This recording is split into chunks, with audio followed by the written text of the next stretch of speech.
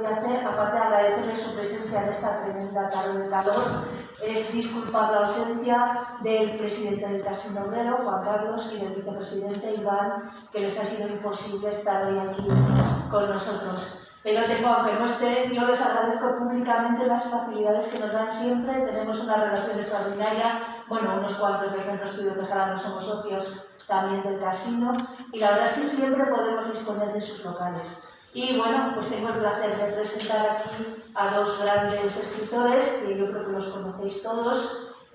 Marcelo Matas, que nos presenta hoy su libro de la trilogía de Timbre y la trama. Yo sé quién soy, es el primero. Y Pedro Ojeda, que además es miembro reciente de nuestro Centro de Estudios Bejaranos.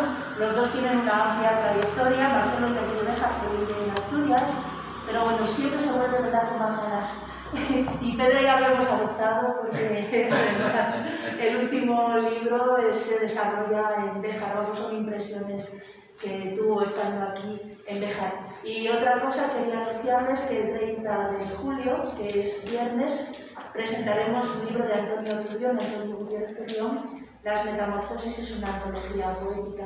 Y nada más, no les quiero robar tiempo, que es muy interesante. Muchas gracias a los dos por estar aquí. Muchas gracias.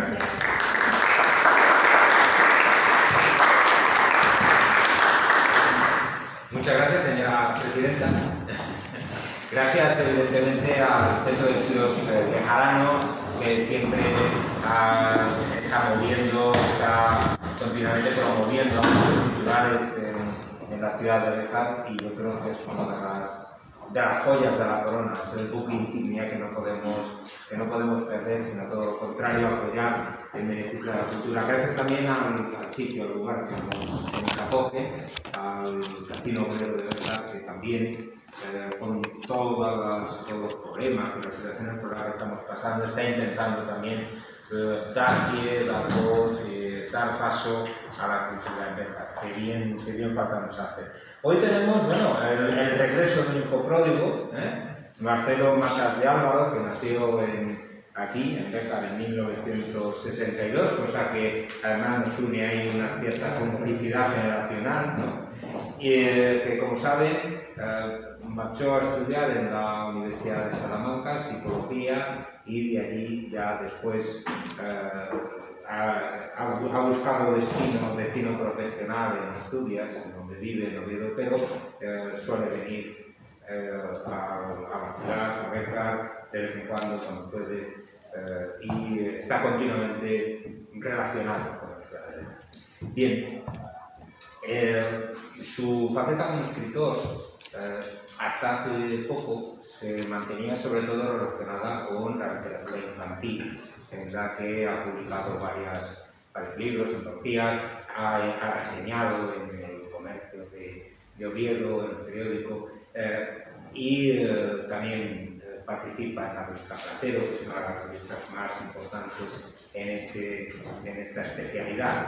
Pero ya en el 2016 nos dio una agradabilísima sorpresa con un libro de relatos que Ingenio Lego, que además en cuanto uno lo abre se da cuenta que el primer cuento tiene mucho que ver con Béjar, que nos habla el duque, de Béjar, y yo creo que ha iniciado un camino feliz hacia una literatura más personal, más abierta a muchas cuestiones. Hoy venimos a hablar del primer volumen de una trilogía, La Urdidumbre y la trama. Ahora hablaremos por qué se titula La Urdidumbre y la trama, esta antología, y ese primer volumen es Yo sé quién soy, que es un título muy cervantino. En este libro, en el propósito inicial, en el propósito de arranque, se suman Cervantes, esa afirmación de la identidad que hace Don Quijote, con Don Miguel de Unamuno. Son dos personajes muy relacionados, como sabemos, con Béjar y con toda la historia cultural. Don Miguel de Unamuno precisamente arranca una cita suya, arranca el libro, que tiene el significado, condensa el significado de esta trilogía. mira la audumbre, mira cómo la trama va y viene con la lanzadera, mira cómo juegan las primideras, pero dime, ¿dónde está el cuyo que se enrolla la tela de nuestra existencia? ¿Dónde? Está en Niebla, de Miguel Unamuno, que yo creo que tiene mucho que ver con el propósito inicial, que es de este libro, que es indagar sobre la propia identidad. Lo que sucede es que cuando hablamos de literatura, y gran parte de la presentación supongo que irá por ahí, cuando hablamos de la literatura, lo individual, lo local, lo concreto, se hace universal. Nos sentimos reflejados en esos lugares, en esos sentimientos, en esas vivencias, y esa universalización de las cosas, en esa universalización de cómo el protagonista está buscando su propia identidad, saber quién soy, qué hace en este mundo, de dónde viene, cuál es su origen, la memoria, la interacción con la memoria de la familia, con la memoria de su ciudad, con la memoria de su mundo, para proyectarse hacia el futuro. Yo creo que esa es una de las claves. El libro construye, hablaremos de eso ahora, construye un espacio, vamos a llamar, en la literatura se llaman espacios míticos, vamos a ponernos estupendos en ese sentido, pomposos, se llaman espacios míticos en las que un escritor, bien con el nombre real o bien con nombre fingido, construye un espacio en el que va a desarrollar la trama de toda su obra o de una novela en concreto, etc. Ya saben que lo construyó fundamentalmente fue Faulkner para la literatura moderna, pero luego lo han desarrollado muchísimos, como Mateo Díez con Cerama, ¿no? Yo creo que es el gran ejemplo de nuestra tierra. También Wikisource y otra serie de escritores han desarrollado sus espacios míticos en los que van desarrollando las claves. Construyen un espacio que es y no es el real. Es un espacio construido muy similar al espacio histórico y físico en el que todos hemos vivido, ¿no? Pues bien, él construye un espacio mítico en Belgrade, que es una localidad que se parece en todo a Béjar, y Aleros, que se parece en todo a Candelaria.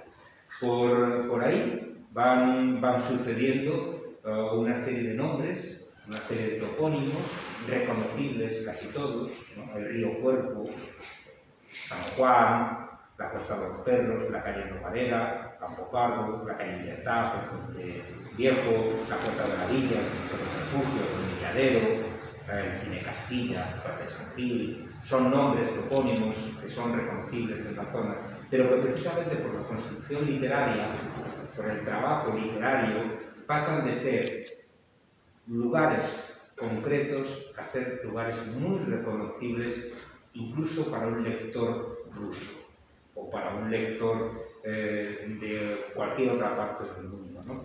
Porque en ella sucede la vida, y la vida siempre es reconocible en todos esos espacios. La novela está estructurada en torno a tres personajes, a tres identidades, que inicialmente se nos presentan sin nombre. La madre, que está trabajada con una segunda persona, el singular, con el tú, que es, por si no lo saben, es la persona más difícil para ejercitarse como narrador. El escribir una novela, una narración, sea larga o sea breve, con la segunda persona del singular es uno de los ejercicios más problemáticos que puede encontrarse un narrador. Pues bien, de eso sale con éxito esta novela, evidentemente. La madre tiene un tú. ¿Qué consigue con ese tú? Con ese tú consigue que nos impliquemos muchísimo con ese personaje, con el personaje de la madre, que lo sintamos muy cercano.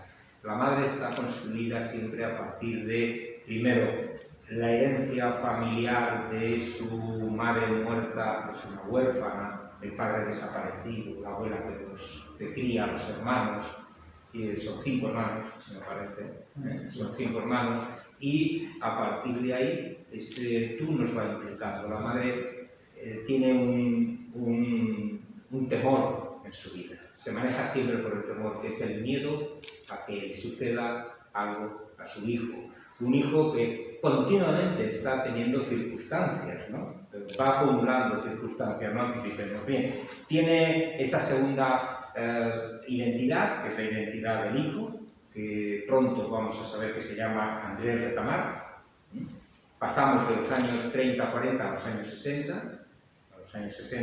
Este hijo nace sitemesino y se van acumulando una serie de situaciones en su vida, ¿no? Está a punto de ser devorado por una cerda, sufre epilepsia, le tienen que operar de fimosis, recuerda esa operación de anginas. Los más jóvenes de la sala no lo recordarán, evidentemente, ¿no? Pero yo creo que es uno de los primeros recuerdos que tenemos todos los de una generación determinada, esa operación de anginas. Bien, ese hijo está contado desde la primera persona. Esto no significa que sea el protagonista de la novela, los protagonistas son los tres.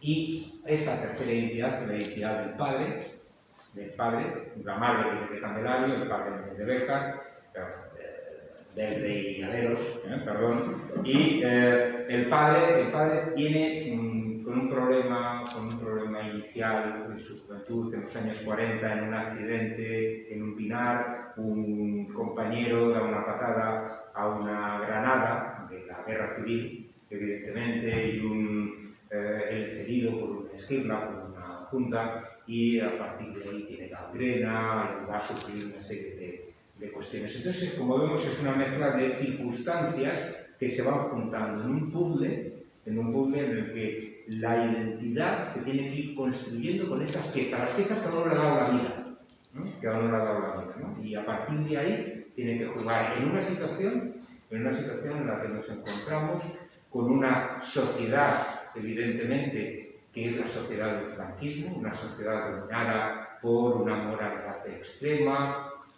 por todo el ámbito moral eclesiástico, por los silencios, por las miradas, una sociedad además en la que los débiles, los desfavorecidos, sufren toda serie de situaciones injustas, ¿no? Y más si son mujeres. La madre tiene que trabajar como niñera, en la industria textil, el padre, evidentemente, con esa cojera, va a tener una serie de circunstancias que lo van a ir también apartando en muchos aspectos, y todo eso lo va a heredar el hijo. Es una sociedad, por lo tanto, en la que está muy marcado qué le corresponde a cada uno. En esa sociedad, en esta primera parte, ahora hablaremos de más cosas, pero en esa primera parte de la trilogía, el hijo tiene que empezar a andar. Tiene que empezar a andar con esa mochila inicial, porque cuando uno nace, no nace de cero. Nace en una situación, en un contexto familiar, y es de donde tiene que partir. No todas las personas nacemos iguales, eso es evidente, ¿no? Bien, y esta es una de las cuestiones que a mí me ha interesado muchísimo, tanto por lo que se cuenta, por esta historia familiar en la que se acumulan situaciones, desgracias, problemas, etc. Pero también es un ejercicio de supervivencia diaria, pero me ha interesado muchísimo también por la forma en la que se cuenta, esa universalización de lo local o de lo biográfico, en la que todos podemos reconocernos, y también esa universalización del espacio de la ciudad, en la ciudad y los pueblos de alrededor. Es un juego entre un espacio urbano en el que vive ese hijo, pero también el espacio ganadero del entorno, el espacio de la naturaleza del entorno, que eso nos va marcando. Yo creo que es una novela que de verdad nos va a deparar, para los que no la hayan leído, unas horas de una agradable lectura, y son de esas cosas que no se van a olvidar nunca. Sobre todo porque, como dice la novela, la vida no es más que crear memoria, que es lo que le dice la madre al hijo, ¿no? Que yo creo que eso es importante. Bien, buenas tardes, Marcelo. Buenas tardes. Bueno, primero tengo que decir que estoy emocionado.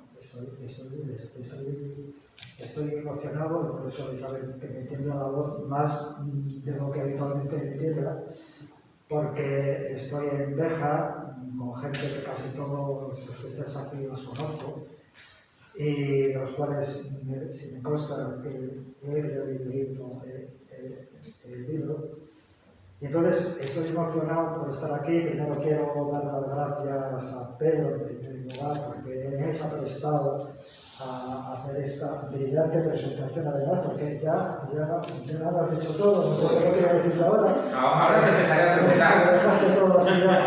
Entonces, primero a ti, por supuesto, por haber aceptado esto, al centro Estudios Bejaranos y en especial a Carmen Cascón, que ha sido la que ha estado durante meses peleando para que se hiciera esto, y sé que ella es una persona infatigable para conseguir lo que quiere, ¿no? Y por supuesto al Casino, por prestarnos esta sala, y por supuesto a vosotros, no voy a decir ustedes porque os conozco casi todos. Y lo primero que tengo que decir es, con respecto a la novela, es que es un homenaje, es un homenaje también. Primero a mis padres, que ellos seguramente, la gente que está por aquí les conoce, se pueden también reconocer en estas historias, aunque no quiero hacer ver que todo lo que se cuenta es cierto, eso que quede claro, esto es una ficción, la cual parte de referentes reales, parte sobre todo de las historias que me fueron contando. A todos nos han contado nuestros padres historias. Ahora parece que tienes que contar siempre un cuento cuando los niños van a la cama, si no le eres un padre, ¿no? Antes mi padre no iba a la cama a contar un cuento, pero me estaba contando historias todo el día, de cuando era niño, de cuando era joven, de su vida en la finca, sus hermanos, sus penurias, sus esperanzas, sus problemas, sus miserias, sus alegrías, todo eso, ¿no? Y mi madre también. Mi madre no sé si yo creo conmigo a contarme un cuento, el cuento de Felicia. Me contaba su vida, de sus hermanos, de sus padres, de sus abuelos. Todas esas vidas que ellos me contaron, lógicamente estaban también mediatizadas por su memoria. Es decir, tampoco son reales absolutamente del todo, sino que al estar también mediatizadas, entra en juego la ficción. Y a su vez yo retomo todo eso y juego con ello, con estilo, que gracias por haber apuntado la importancia que tiene el estilo, pues gracias a eso yo he convertido todo esto en una ficción. Cuando la gente puede decir, esto me acuerdo que esto le pasó a mí, aquí hay gente que puede decir, mi padre también estaba ahí, mi abuelo, yo no lo sé. Sí, puede ser, pero puede ser que no. ¿Vale? Y de hecho hay trampas también. Hay trampas en las que ciertas personas pueden reconocer cosas que quizá no fueron, o que se pueden cuestionar. Y de hecho el propio libro cuestiona, el hijo cuestiona muchas veces lo que dice la madre, y la madre lo que dice el libro. Pero ¿cómo contas eso? Estás loco. ¿Cómo tú te imaginas yendo por aleros con una corona de espinas? Tú estás loco. Sin embargo, el niño tiene esa sensación. El niño, en esta novela, quiero decir, no, en esta novela tiene esa sensación de que realmente es sufrir. Sí, pero Marce, si me permites, yo creo que eso es muy importante porque es una de las claves de la literatura. Desde que apareció La Feria de Tormes, que es una novela pseudo-autobiográfica, ¿no? También, pues desde que apareció en La Feria de Tormes tenemos que aprender a desconfiar del narrador. Entonces, como esto además tiene esa personalidad también de la pseudo-autobiografía, la autobiografía juega con el pacto con el lector, el pacto de la verdad, ¿no? Pero no se miente cuando se construye tu propia identidad, cuando se construye tu propia historia. Entonces eso es interesante. El hecho de que el libro, las voces, estén cuestionando continuamente la veracidad de lo que se está contando. Pero en el fondo, ¿qué somos, verdad? ¿Somos los hechos concretos que sucedieron o cómo los recordamos? Yo creo que es una de las claves. El propio título, Yo sé quién soy, es un título irónico, porque nadie sabe quién es. Podemos pensar, yo sé quién soy, me llamo así, no sé cuántos, no sé 6 años, tal. Pero profundamente, ¿quién eres? ¿Qué haces aquí? ¿Para qué estás aquí? ¿Qué debes hacer en este mundo? ¿No? Esas preguntas, que son las preguntas esenciales de la literatura y de la filosofía, es con lo que pretendemos jugar aquí. Además, la ficción, yo creo que se llega a la realidad o a la verdad, entre comillas, de la realidad por la ficción. Yo creo además que es la única forma, esto algún filósofo científico me puede decir qué está diciendo, ¿no? Pero yo creo que es la forma más profunda de acceder al propio conocimiento como persona, como yo sé quién soy porque yo me he inventado quién soy. Nosotros, y él, pienso el Quijote no tiene que ver. Él se llama de inventarse un personaje. Yo salgo y dice, yo sé quién soy, no sabe quién es. Pero también quién puede ser. Claro, quién puede ser. Entonces, esta voluntad de querer ser, o sea, de construirme como persona, de construirme como quiero ser en la vida, ¿no?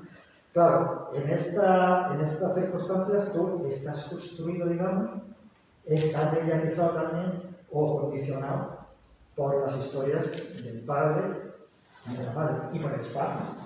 Entonces ahí, ciudad determinada, un espacio determinado. Si quieres, vamos, como es, pero la verdad, y bueno. Me ha hecho mucha gracia que haya citado a Follner y a Mateo Díez, que antes no lo habíamos hablado, porque lo tengo en mis apuntes aquí. Bueno, he escrito alguna cosa que no estoy leyendo, porque para mí Follner y Mateo Díez, como Clarín, Vetusta también, he hecho referencias porque hacen espacios míticos, como tú dices, ¿no? Entonces yo también he pretendido crear un espacio mítico, por supuesto, con más referencias reales, como tiene Follner con su famoso condado no impronunciable. Entonces yo, si partiendo de calles reales, de espacios reales, de paisajes reales, inventas una ciudad. Porque es la única manera de que el personaje, como yo lo veo, también puede inventarse. Cuando está en un ámbito creado, inventado, imaginario. Y entonces, bueno, la idea era sacar un poco eso, ¿no? Joder, de San Juan, mira, pues fue en esta casa donde vive. Bueno, pues quizás sí, pero quizás no, porque no he querido que sea tan explícito. Aunque los números lo sean, el espacio no es tan explícito porque además así también me permite tener libertad para movernos por los espacios, es decir, me puede hacer. Pero después de esta calle no va esta. Vale, es que no quería yo que fuera tan real, ¿no? Quiero que me deje libertad para que yo pueda también manejarme con los personajes.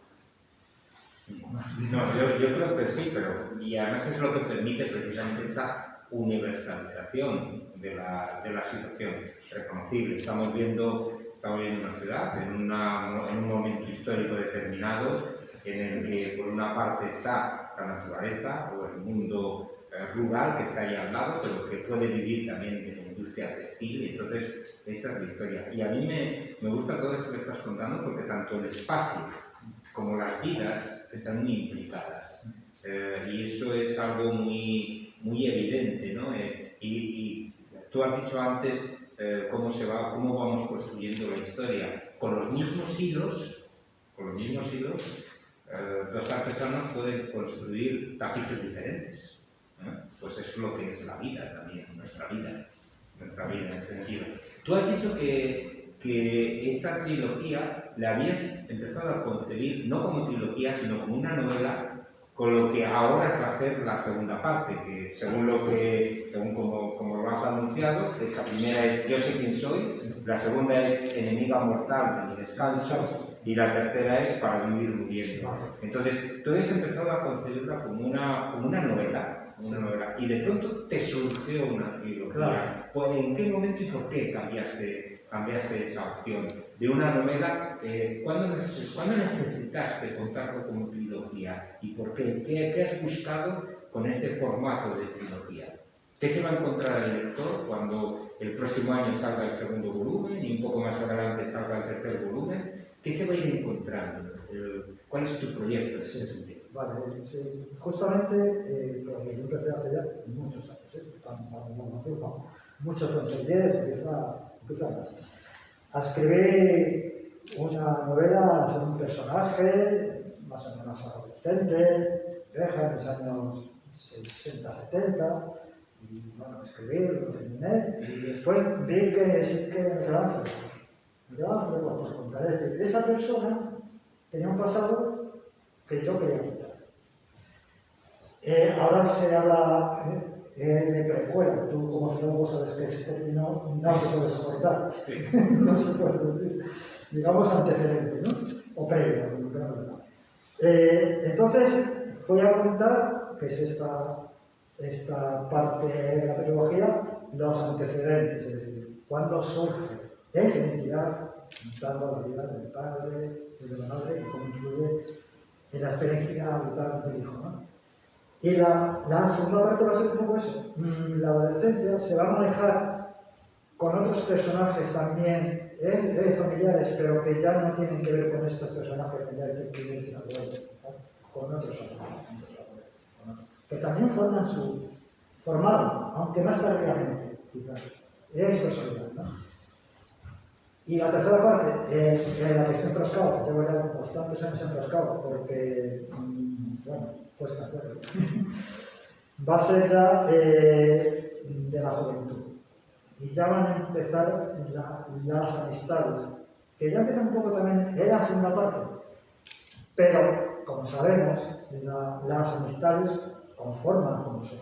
Tenemos a la familia, a la escuela, tal, pero después los amigos es fundamental. Entonces, toda esta trilogía que, bueno, al final va a ser como una construcción de identidad a largo plazo, que se construye más en la primera fase, lógicamente,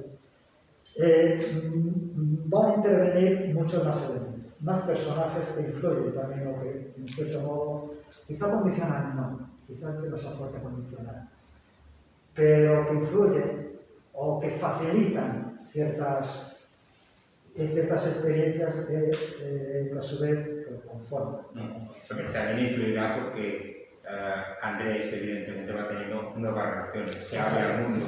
En esta primera novela, volvemos a ella, domina una cierta sensación de angustia.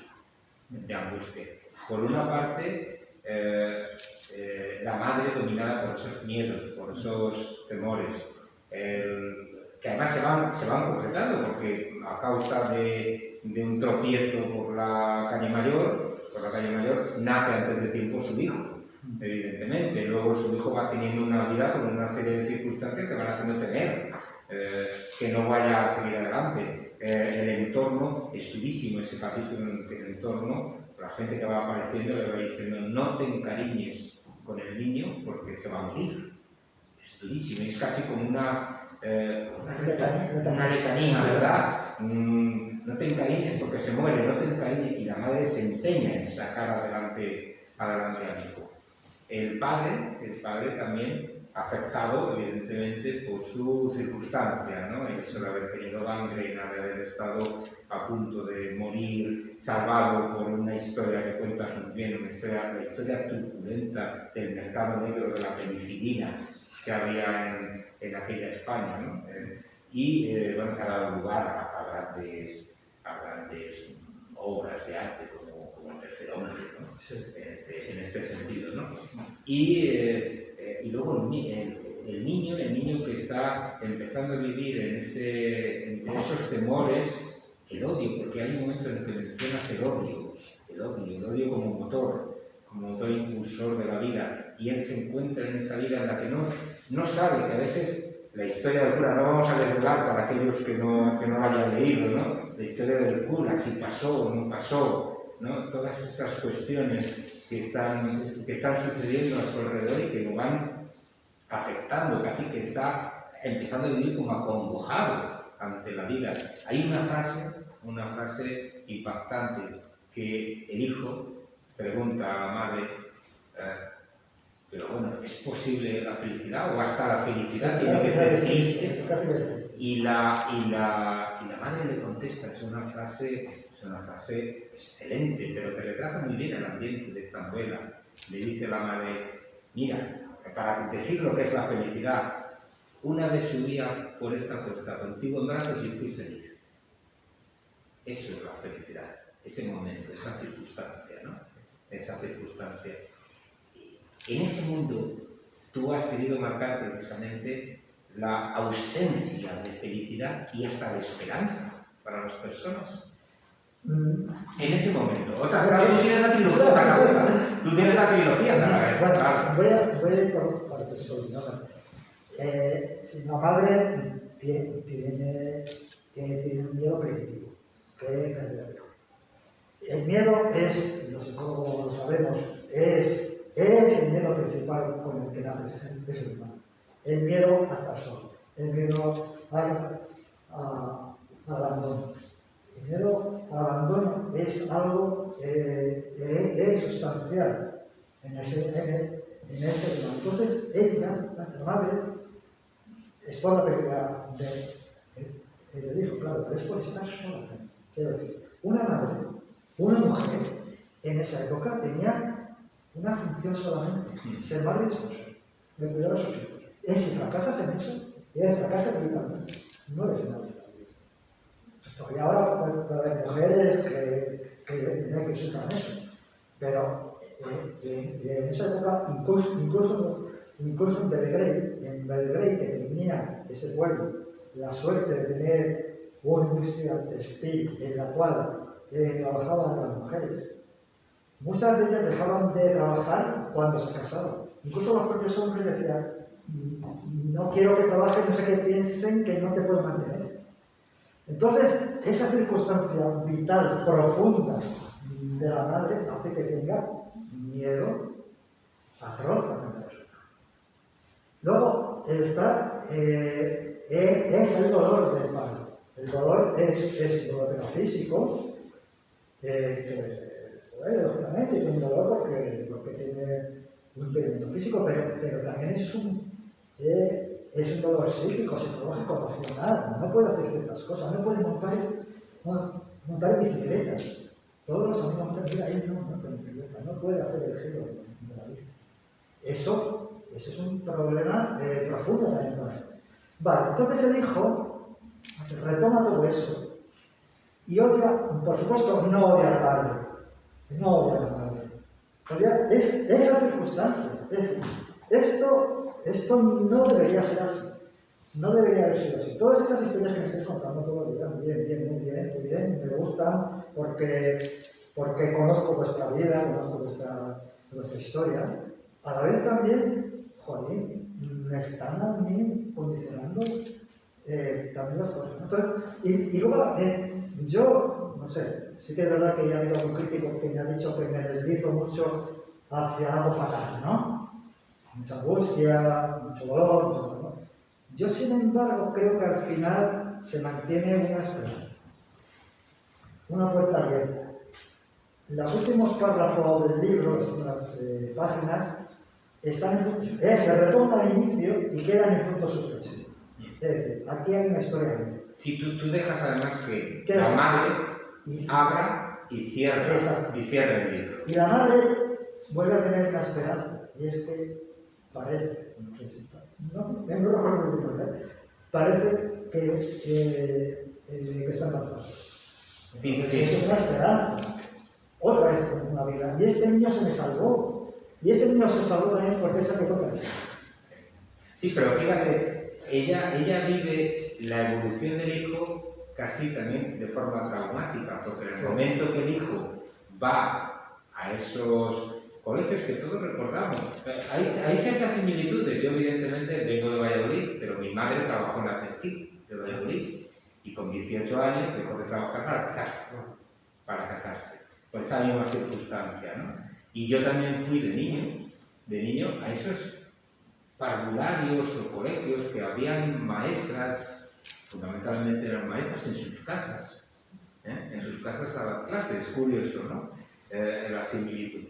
Bien, pues en ese momento ella siente que ya no es su hijo, sino el hijo de todos, el hijo de otros, ¿no?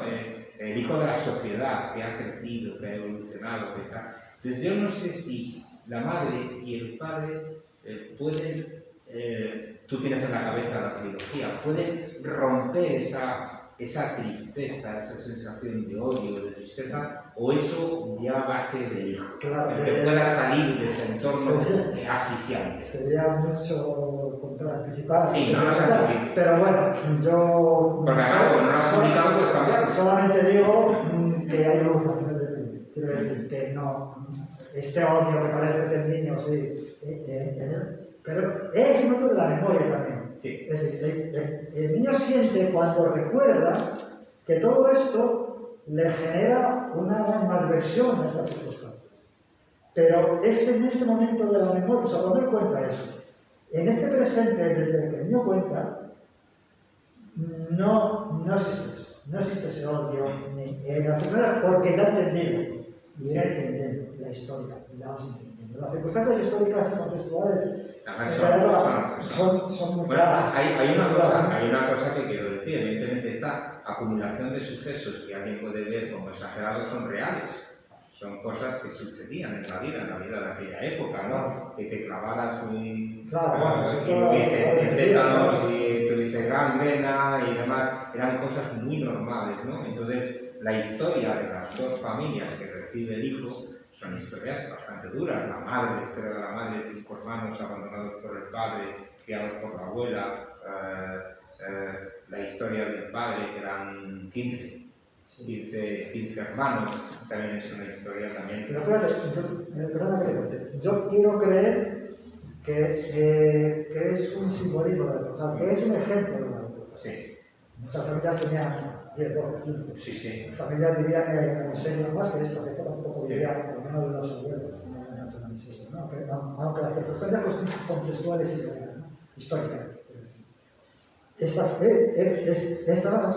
familias estaban ahí, existían. Sí, sí. Entonces, en cierto modo, yo he querido sacar a la luz también esto, aunque hay múltiples novelas que hablan de la posguerra y tal, ¿no? De las consecuencias de la guerra y demás.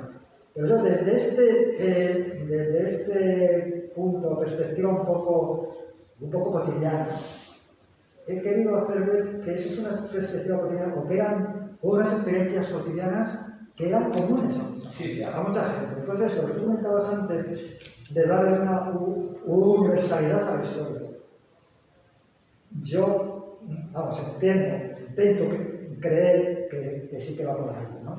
Quiero creer que va por ahí. Estos contenidos, si quieres, anecdóticos, son los que trascienden a los personajes para explicarnos un mundo. Me toca un debate. En ese juego, además, entre lo local y lo universal, lo personal y lo universal, la biografía y la historia, o la explicación de una sociedad, tú ya te refieres a costumbres muy locales que son muy reconocibles, ¿no? La procesión de Semana Santa, el Corpus Christi, los hombros, los hombres de musgo, la historia del Pijardo. Yo supongo que todos lo conocerán, todos los presentes, pero para los que están viendo a través de las redes sociales, era casi como un chantaje que los jóvenes de la zona hacían. Pues sí, porque ibas a conquistar a alguien. Estaba estructurado, no sí. era un chantaje en sí mismo, era ¿cómo diría yo? Un impuesto, casi. Sí, a los... Por llevarte a la chica del pueblo. Por llevarte a una chica casadera, claro. Entonces, bueno, que somos 4 y nos llevas a una, porque esto no es así, no tienes que pagar, que se suele hacer con una clienta. Sí, pero también reconocibles incluso para toda una generación, como la aparición de las primeras estufas de gas butano. Sí. Como son cosas todas muy... Los primeros cuartos, pero las estufas de gas butano también. Es decir, son cosas muy reconocibles que dan la sensación de la época, construyen la época en la que están sucediendo las cosas. Y son reconocibles por todas las personas que podemos tener una determinada edad y que van a dar esa sensación de esa época a los lectores más jóvenes también. Yo creo que es uno de los aciertos. Yo no sé si fue surgiendo o te impusiste el colocar esas cosas para dar la sensación de realismo en la novela. Yo escribo de una manera, no sé quién dijo que estás en una sala oscura y que vas a poner con una cerilla. Y que eso va solucionando, ¿no? Pues yo no entro en una sala oscura haciendo fuego y ya sé lo que hay. No, yo voy con la vela o con la cerilla viendo lo que estoy escribiendo. O sea, yo no tengo un plan de nunca. Va a salir, va a surgir. La historia es la que te va llevando. Sí. La historia, más que la historia, las palabras. Las palabras, yo las escribo así, quiero decir, haces una frase y como acabas la frase, parece que te sugiere cómo sigue. Y esa sugerencia de las palabras es lo que también te va construyendo el argumento. Es una cosa muy rara, que no sé, la gente que no sé cómo... Pero es una sensación, el estilo está muy cuidado. Sí. De hecho, la utilización exacta, precisa, de los términos que se refieren, por ejemplo, al mundo agrícola o al mundo de la industria textil o a muchas otras cosas, ¿no? que son vivencias, ¿no? Yo creo que es la precisión. El trabajo, por ejemplo, con frases largas, que es un trabajo muy arriesgado, porque lo que puede parecer que puedes alejar a un determinado lector, también le das una sensación de lo oral, de que alguien te está, porque cuando hablamos, ahora mismo lo acabo de hacer, no terminamos las frases, nos vamos, venimos, pues eso es lo que sucede con un trabajo estilístico muy bonito en tu libro, que da esa sensación de vida, de que alguien te está contando esa trama de su vida, de lo que le han contado, de lo que he oído contar sobre su historia. Claro, algún crítico apuntó eso también, la importancia de lo oral. Y para mí, lógicamente, como conté antes, estas historias me vienen contadas. Entonces yo lo tengo que transmitir o intentar transmitir de una forma oral. O sea, yo tengo que contarlo casi como me lo he contado, ¿no? Y las frases largas me salen solas. O sea, yo no sé escribir con frases cortas. Pero así de claro. Yo si hago una frase corta de sujeto, verbo, predicado, no lo he hecho. Y te voy a medir la literatura castellana, tú sabes bien, está hecha, como decir, los poetas, bellos, más sobrios, más contenido, ¿no? Yo siempre soy un poco barato, en ese sentido, soy un poco más barato. Y soy un poco, ya que lo contaste antes también, como Forman, ¿no? Forman hace las frases largas y sabes que decía que lo quería meter todo en una frase porque no sabía si sabía continuar después. Lo voy a acabar todo, incluso ya, Elizabeth Urquizo dijo, lo hago una frase larga porque quizá me muero la siguiente frase, pero tengo que contar todo en esta, ¿no? Bueno, yo no llego al tremendismo ese, pero sí que intento que se enerve unas frases largas y que tiene también que ver el estilo con los Lindbergh y con la trama. Es decir, se va tejiendo la historia con unas frases que son, intento que sea también como sarmientos o como hilos que se van comunicando, entrelazando. La vida no es directa. Como la vida. La vida no es directa. Y de hecho, las propias historias se entrecruzan. Sí. Y uno se refiere a la otra y otra a una. Bueno, ¿qué te parece si abrimos ya? Ya llevábamos hablando de demasiado tiempo, entonces yo no sé si hay alguna intervención, alguna pregunta, tanto si se ha leído el libro como si no. Yo creo que puede ser interesante hacer alguna pregunta a Marcelo para que nos pueda ilustrar sobre algunas de las situaciones del libro, ¿no? ¿Hasta dónde va a llegar entonces? Si estamos hablando de los años 60, que es el joven, o 70, ¿hasta dónde? Los 80. Los años 80. 80 y tantos, por ahí, 80 y pocos. Pero todavía estoy en ello, ¿eh? Y en la tercera novela va a salir otro personaje que se deslumbra aquí muy levemente. Y en la tercera va a ser protagonista. Y bueno, también... Hasta donde se pueda ver. Se pueda ver. Estoy metiéndome en el berenjenal muy complejo porque también vamos a meter literatura y bueno. Tu previsión es que la segunda novela salga el próximo año. Espero, sí. Yo creo que el próximo año esta novela llevó muchos años en un cajón también, quiero decir, en un cajón intentando publicar en los sitios, concursos y demás. Al final ya la saqué. un poco más tarde de lo que yo esperaba, por cuestiones familiares también, y ahora salió en esta época, muy mala época, que es el 1 de octubre y el 5 de noviembre, me parece, y hasta ahora pues no podemos presentarla, ¿no? Presentarla de forma presencial, ¿no? Así yo quería haber hecho presencialmente, viendo que la gente sigue sintiendo el pálpito de la gente aquí, ¿no? Y bueno, pues nada, si queréis comentarme algo, Sí. pues conocemos. Yo os quería preguntar a los dos cuál es el significado de que esté escrita en 3 personas diferentes, o sea, desde 3 puntos de vista, ¿no? Diferentes. Bueno, pues creo que ya lo comenté antes. Yo no me planifico cómo van a contar.